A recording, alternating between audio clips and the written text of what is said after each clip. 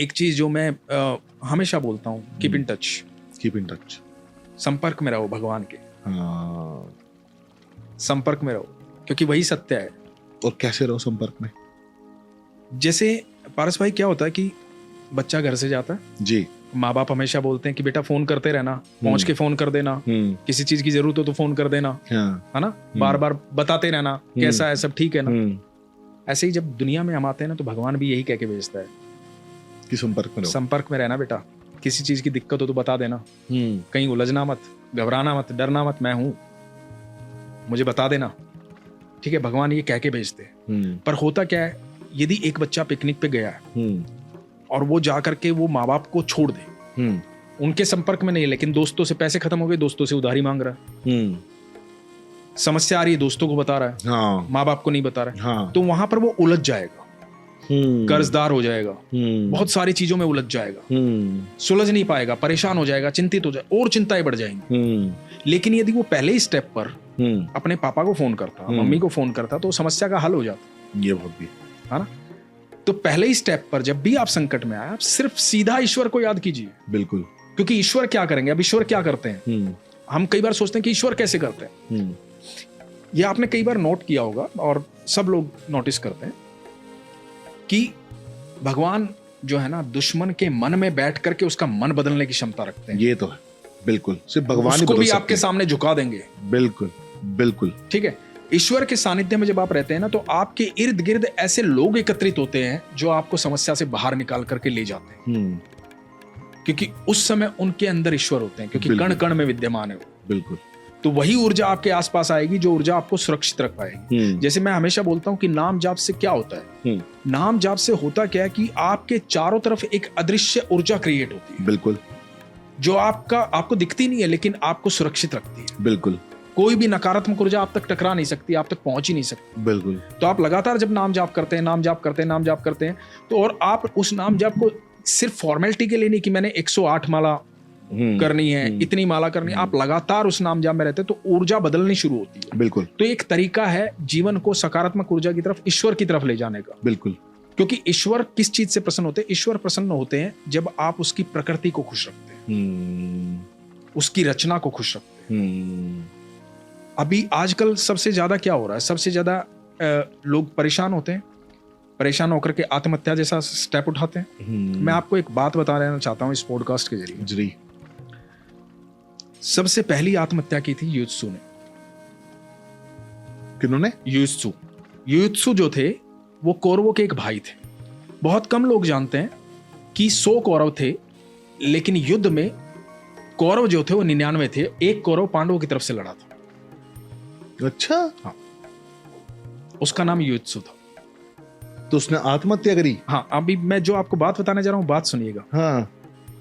कि जो व्यक्ति भगवान की आराधना करे, पूजा करे, पाठ करे, दिन रात ध्यान करे, उसके बाद किसी वजह से सुसाइड कर ले, उसको भगवान कभी क्षमा नहीं करेंगे, चाहे उसने कितनी भी तपस्या की। इसका उदाहरण दे रहा हूं मैं आपको। तो युत्सु जो है पांडवों की तरफ से युद्ध किया था, और जब पांडव जीत कर आए तो गांधारी, धृतराष्ट्र, ये सब लोग स्वागत के लिए खड़े थे, क्योंकि मजबूरी थी उनकी। तो जब पांडवों को तिलक करने लगे तो युत्सु को भी तिलक करना था, क्योंकि 5 भाइयों के साथ वो भी था। है? हाँ। तो गांधारी ने युत्सु को कहा कि तुम्हारे जीतने की खुशी मनाऊं या मैं दुख मनाऊं इस बात का कि तुम अपने भाइयों के खिलाफ खड़े थे और उनको मार करके आ रहे हो। किस मुंह से तुम मेरे सामने आए? ये बात का गिल्ट हो गया था युत्सु, और युत्सु ने सुसाइड कर लिया। तब भगवान श्री कृष्ण ने कहा था कि इस कृत्य को मैं कभी क्षमा नहीं करूं। अनंत काल तक ये आत्मा ऐसे ही भटकती रहेगी। अब युत्सु जो बचपन से भगवान के सानिध्य में रहा है, धर्म के लिए लड़ा है, पांडवों के साथ लड़ा है, भगवान के पक्ष में भगवान के साथ खड़ा रहा, भगवान ने जिस ओर कहा उसी तरफ खड़ा रहा, अपने भाइयों को छोड़ करके इतना बड़ा त्याग दिया, लेकिन पाप जो एक कर दिया वो पाप सब पर भारी था। भगवान हर चीज को क्षमा कर सकते हैं, हर चीज को। कितना भी बड़ा आपने अपराध किया हो, भगवान क्षमा कर देंगे। आप सिर्फ भगवान के चरणों में जाकर के एक बार बोल दो, भगवान मैं अपराधी हूं, मुझे क्षमा करें, उसी क्षण क्षमा हो आप। उसके लिए इंतजार नहीं करना, उसने फैसला कर दिया तुरंत। लेकिन इस अपराध के लिए आप कभी क्षमा नहीं है। ये कैसे है? जैसे मान लो आपने एक खूबसूरत पेंटिंग बनाई,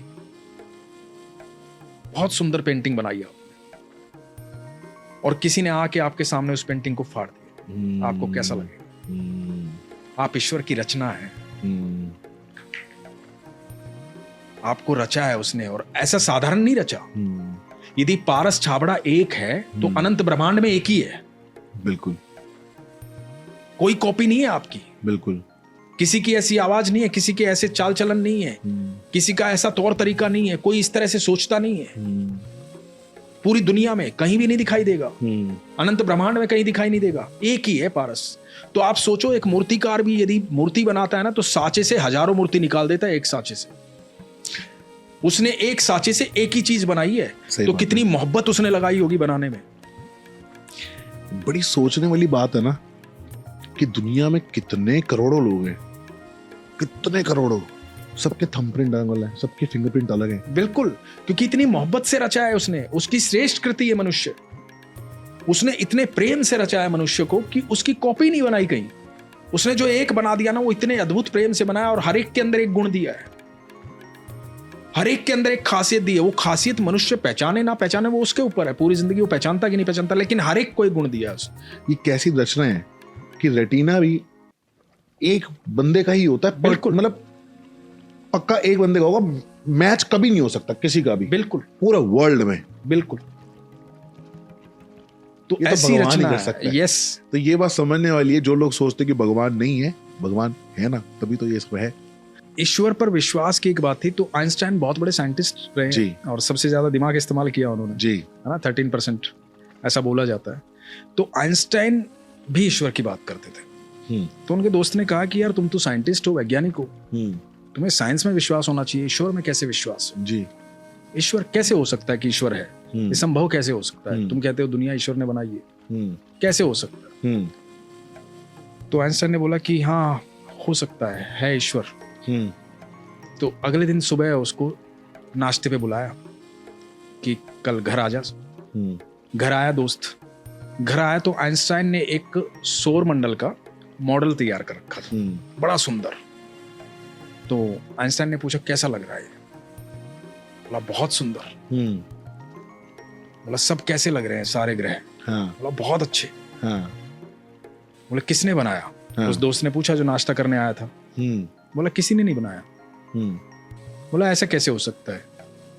बोला किसी ने तो बनाया होगा, इतना सुंदर बना रखा है। बोला बता रहा हूँ किसी ने नहीं बनाया।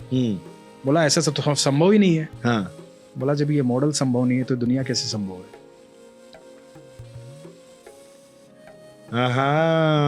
सही बात है। तो ईश्वर है, उसी ने दुनिया बनाई है। बिल्कुल, बिल्कुल, बिल्कुल। और मुझे लगता है जो सबसे बड़ा जो है ईश्वर इस वक्त हमारे सामने हम फील कर रहे हैं इस वक्त। लोग कहते हैं ना हमने तो भगवान को देखा नहीं तो हम क्यों माने? तुमको एयर दिखती है क्या? ऑक्सीजन दिख रही है क्या? पर हम ले रहे हैं ना, तभी जिंदा है। यही तो भगवान है। बिल्कुल, ऑक्सीजन ही तो भगवान है। आपने कभी एक चीज नोटिस करी कि अगर मैं अपना 5 मिनट पानी में डूबा रहूं, 5 मिनट भी छोड़ो, 2 मिनट, मैं बेहोश हो जाऊंगा। जो मेरा दिमाग है जो चल रहा है वो बंद हो जाएगा। बॉडी चलती रहेगी लेकिन दिमाग सबसे पहले बंद होगा। उसके बाद मैं बाहर आऊंगा, मुझे होश में लाया जाएगा, पहले वो सारा पानी वानी निकाल के, और जैसी एयर फ्लो होना शुरू होगा, ऑक्सीजन फ्लो होना शुरू होगी, मैं वापस आऊंगा। तो कॉन्शियसनेस ये हवा ही तो है, ये ऑक्सीजन ही तो है। करेक्ट। जिस दिन ऑक्सीजन बंद, आपकी कॉन्शियसनेस खत्म। तो भगवान तो ये एयर ही तो है एक। जैसे बोलते भगवान भूमि, गगन, वायु, अग्नि और नीर, यही है ना भगवान। ये सांसें ही तो कृष्ण है। मजा आ गया। कितनी गहरी गहरी बातें करते हैं हम।